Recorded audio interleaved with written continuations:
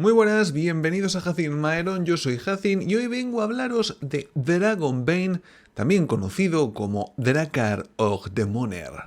Vamos a ello.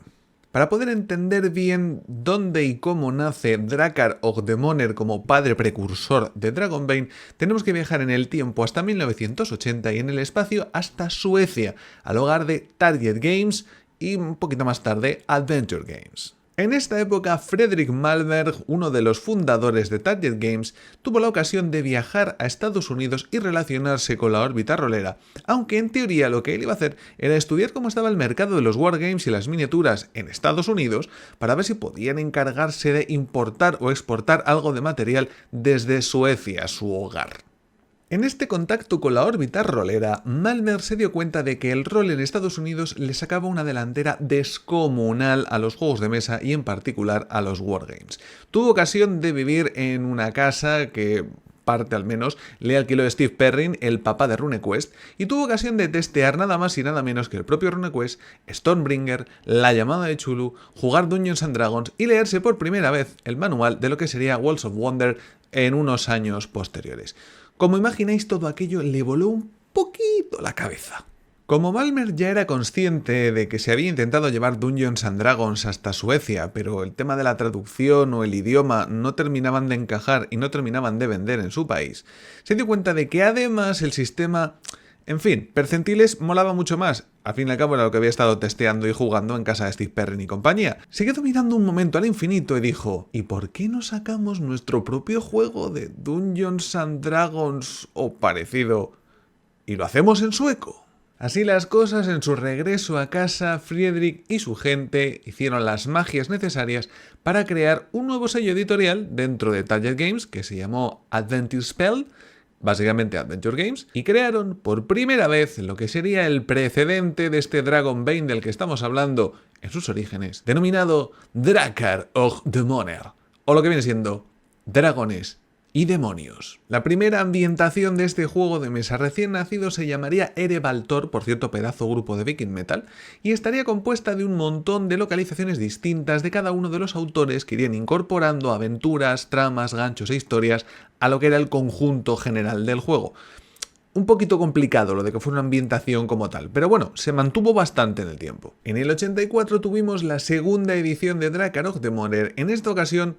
pues un poquito enseñando el buen rollo que había con nuestros compañeros americanos, introdujeron elementos de Glorantha, ya sabéis, el mundo de RuneQuest y HeroQuest, como por ejemplo ese gran elemento importantísimo para todos los jugadores de ahí en adelante de Drakar og Demoner,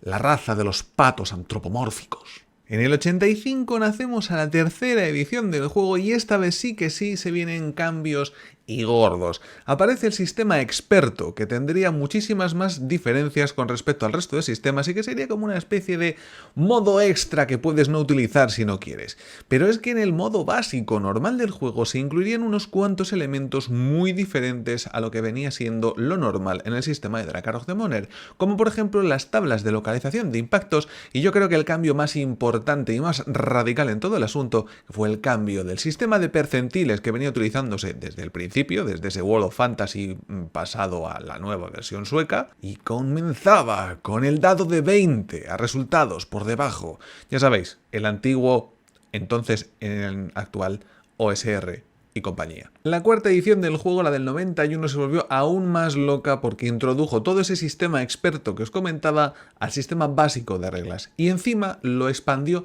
todavía más. Pero eso sí, le puso a Elric de Melniboné en la portada de la caja. Eso siempre suma.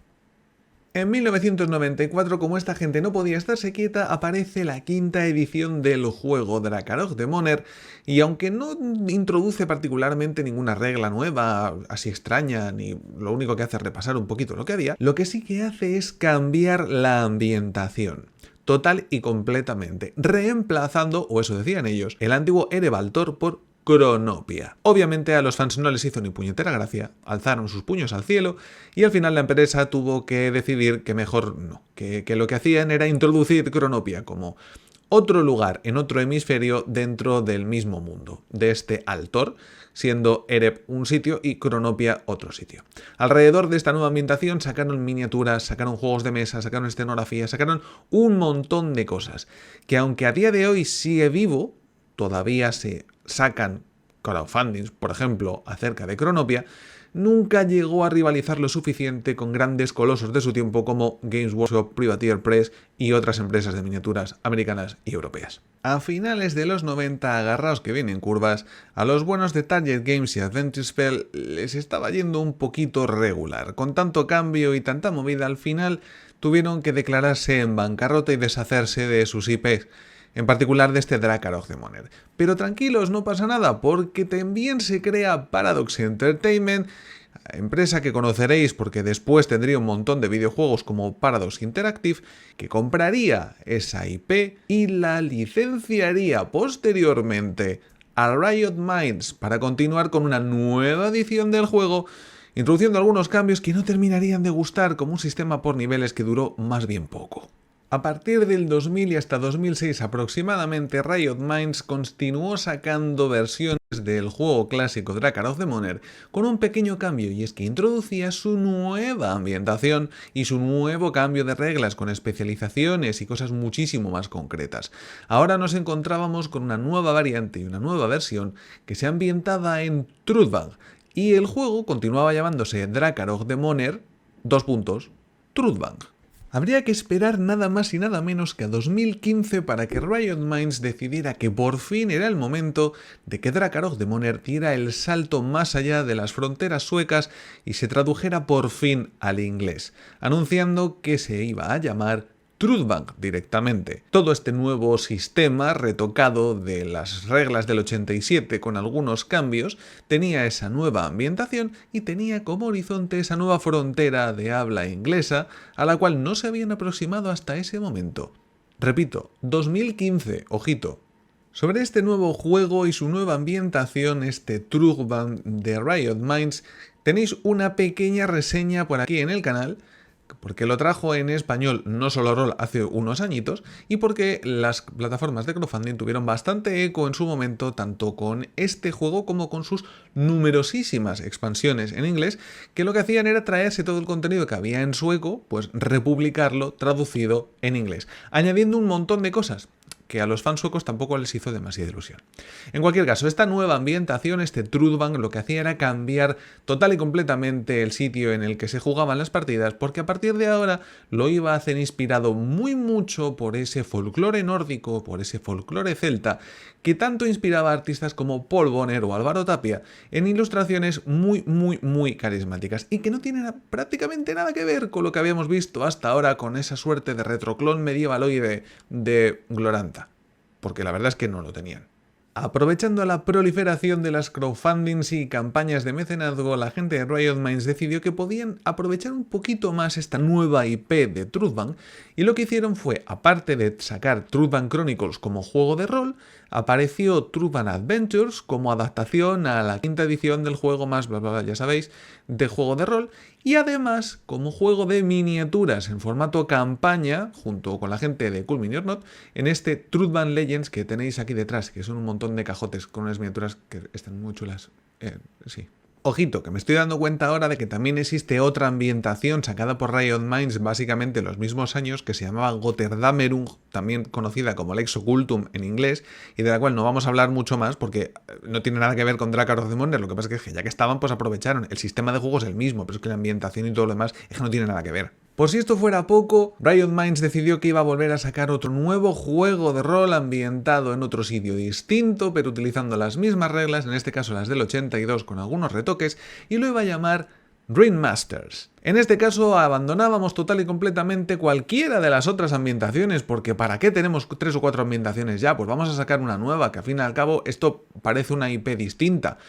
Spoiler, lo es. Nos vamos hasta Caldarox, que es otra nueva ambientación, retromedievaloide proto-renacentista,